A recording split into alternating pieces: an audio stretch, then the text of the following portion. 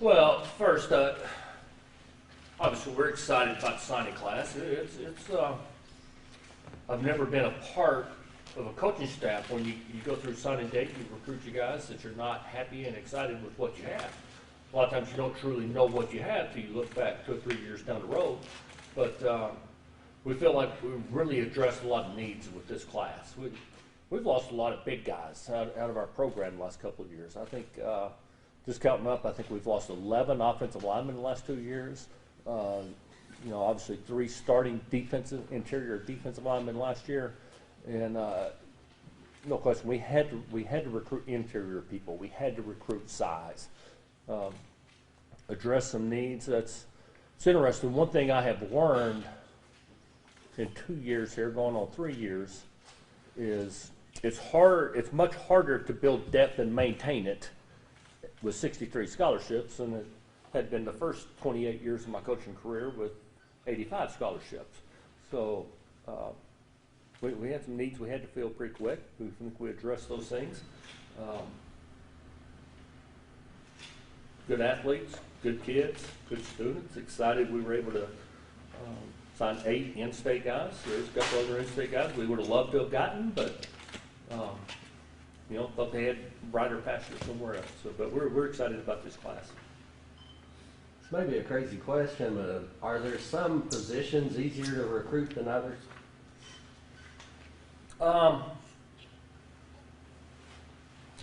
Yes, there are. I think a lot of it depends on maybe what style offense you are, what style defense you are, a little bit possibly of reputation, whatever it may be. But there are a few positions that's easier to recruit than others. Obviously, defensive line, those are always hard. Because trying to find those defensive linemen and trying to find true man-to-man corners is pretty tough. Everybody's looking for them because if you can stop the run, and if you can play man-to-man outside, usually you can put the people in there to stop the run. But if you can stop the run with your interior people and you can cover outside with the corners, usually you're pretty good on defense. And if you're good on defense, you usually got a chance to win. Did your needs change at all from the end of the year as you went through those next couple of months up to now? Not too much. Not too much. Sometimes that can happen. If you have kids wanting to depart, transfer, go find greener pastures, or decide they don't want to play anymore. Honestly, I didn't think offensive line would be quite as big a need in October, but when we finished and Eddie Giardo and Cam Parker both decided they were going to go ahead and pursue grad school a little more aggressively and not come back and play their last year, that obviously created a huge need for us there. When you're talking about those defensive linemen, those are obviously some positions you really have to develop and stuff. So how hard is that as just a coaching staff to be patient, with those guys when they come in? Well, I think it's harder sometimes for the fans and the media to be patient from the coaches because we see them every day. Obviously, if you're going to play a Southern Conference schedule, you better have some grown men in there on both sides, offensive line and defensive line. We're going to be really young. You look at our offensive line right now, we got 1 junior and 2 sophomores. Everybody else is freshmen in the offensive line. Defensive line, we've lost a lot of people, so we're going to be a lot of freshmen, redshirt freshmen, and a few sophomores. So those guys have to grow up, and they got to do a great job in the weight room this off season. They got to take advantage of summer, and that's the reason summer is so critical. Taking advantage of those times, because if you just go home and sit on your butt and drink lemonade, and come back, you're probably going to get blocked, or not going to block very well when you come back in August. So we got to take advantage of that, but that's a big concern, especially with the people we have to play.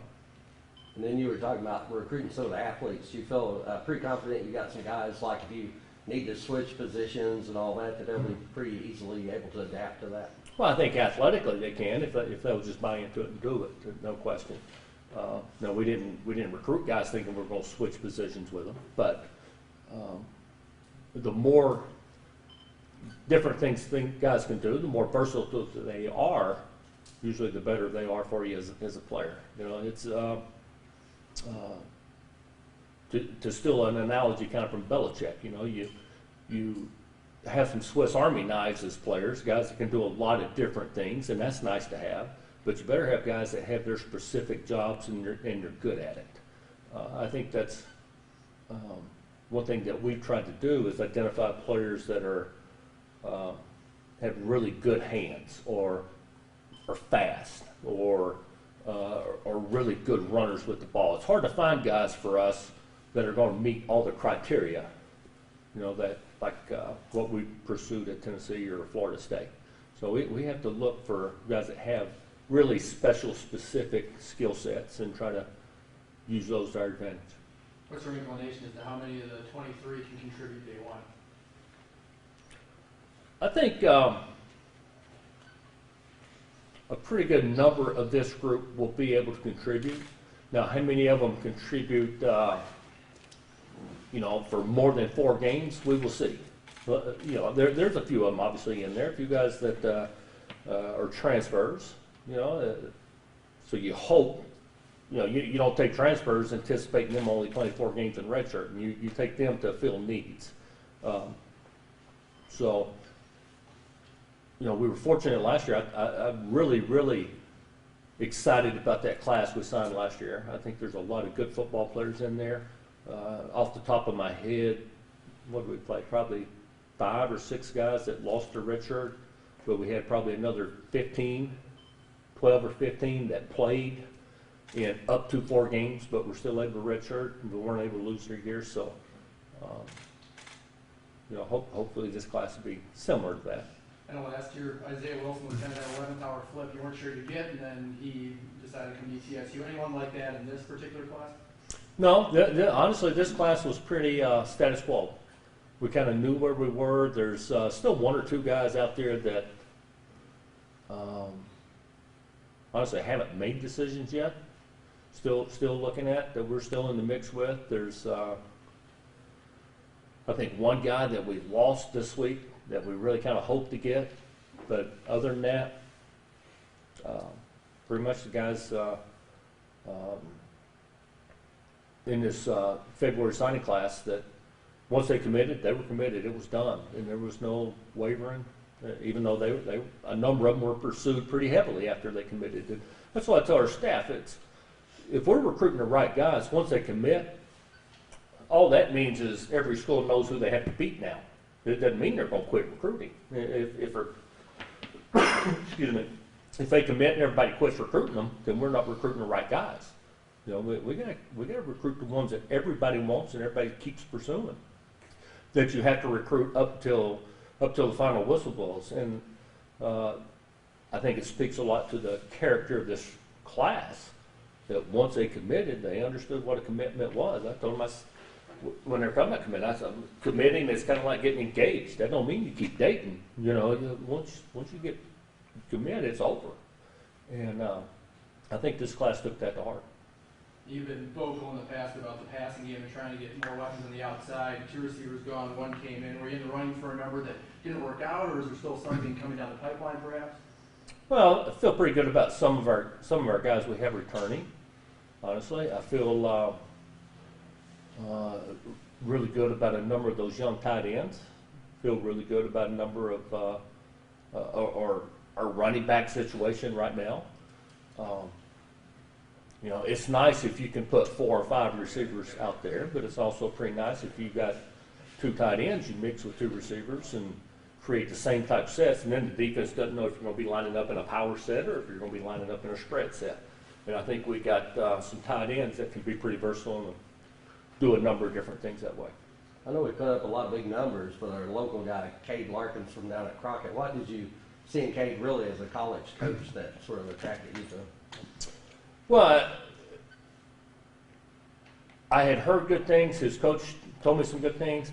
Honestly, the first time I went and watched him throw, I'm sitting there with, I think, 3 other college coaches. And I watched him throw about the third ball, and I'm thinking, this guy can really, really throw the football. I like him a lot. So I just sat there and acted pretty nonchalant and left early because I didn't need to see any more, hoping that those guys would leave early too. And I was just really impressed with his overall ability. I love the way he's, I love his size. I love the way he throws the ball. I love the way he's wired. I like his mental makeup. I think he's very competitive. I think he's very tough. He has a lot of the qualities that I've always tried to pursue in quarterbacks, and quarterbacks I've had that have been successful. It's not always the talent that gets it done. A lot of times it's just the way your mental makeup is. You're wired and how competitive you are. Now, you got to have the ability to go with it, and he certainly has that. But I just thought he was a total package. As a coach who's worked with quarterbacks through the years, you're going to have a number of them in camp. Does that excite you to have a class like that or a group like that coming into camp this year that you get to kind of weed through and find your starter? Well, one of the things I talked about when I got the job, I wanted to create competition. Well, we got some competition now. Not only is it going to be competitive to get on the field, it's going to be competitive to get on the bus. And excited about the two guys we signed. Obviously, Trey Mitchell played a lot of football and did some good things last year. Tyler Rydell came in and provided a spark sometimes and did some good things. And, still got Cade Weldon, who got hurt and hadn't had a chance to play yet. But if he wasn't a good football player, we wouldn't have brought him here. So it's a chance for it's Travion Houston. It's going to be a competitive situation. And honestly, I probably got more scholarships and quarterbacks that I want than I would like to have. But I know if you don't have a quarterback that can pull the trigger and make plays, you got no chance to win a championship. And we got to make sure we got a guy there that can make plays to win a championship. How difficult was it you got some running backs in this class, with the two guys you've got coming back as entrenched as they are, how difficult was it to attract some guys that you felt could help this football team at that position? Well, it's not easy, the fact that they still have 2 years, but it was a whole lot easier trying to attract somebody this year with them having 2 years than it was last year when they had 3. So, when you got an All-American freshman and another freshman that's getting all-conference mention as a freshman, that made it pretty tough. And again, most of the really good football players I've ever been around didn't mind competition. They weren't afraid of it. And I think we got a group of guys here that wasn't afraid of competition. And the running backs that we got, Irby from down there, obviously he asked, but it was never a big concern for him because he wanted to play with good players, wants to be around good players, but is also confident in his abilities and feels like just give him a chance and he'll go out there and compete. That's all he asked for. Anything else, Coach? All right. That was Thank you, easy. Coach. All right, thank you.